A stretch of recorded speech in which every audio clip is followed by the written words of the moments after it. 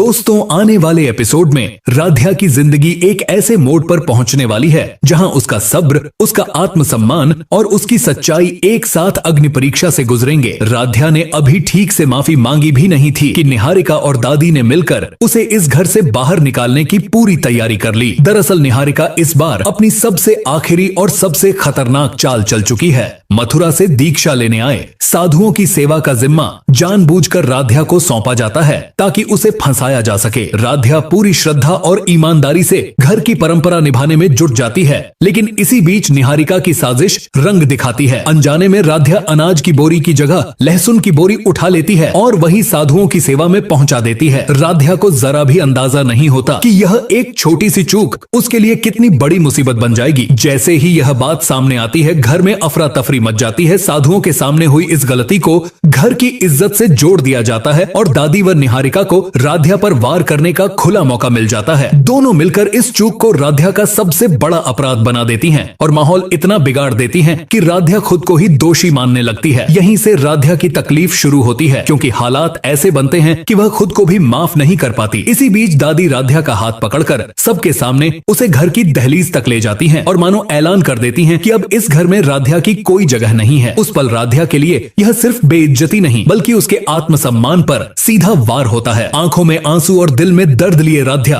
बिना कोई हंगामा किए घर छोड़कर बाहर निकल जाती है, लेकिन जाते जाते वह पूरे परिवार को साफ शब्दों में कह देती है कि जब तक वह अपनी इस अनजानी चूक के लिए खुद साधुओं से माफी नहीं मांग लेगी, तब तक वह इस घर में कदम वापस नहीं रखेगी। राध्या का यह फैसला सुनकर पूरा परिवार सन्न रह जाता है। आने वाले एपिसोड में यही पल राध्या की जिंदगी का सबसे बड़ा टर्निंग पॉइंट बनने वाला है, जहां उसकी सच्चाई धीरे धीरे सबके सामने आने वाली है और निहारिका की साजिश भी बेनकाब होने के संकेत देने लगती है। अब देखना दिलचस्प होगा कि क्या राध्या अपनी इज्जत और सच को साबित कर पाएगी या निहारिका एक बार फिर जीत जाएगी। अपनी राय हमें कमेंट बॉक्स में जरूर बताइए।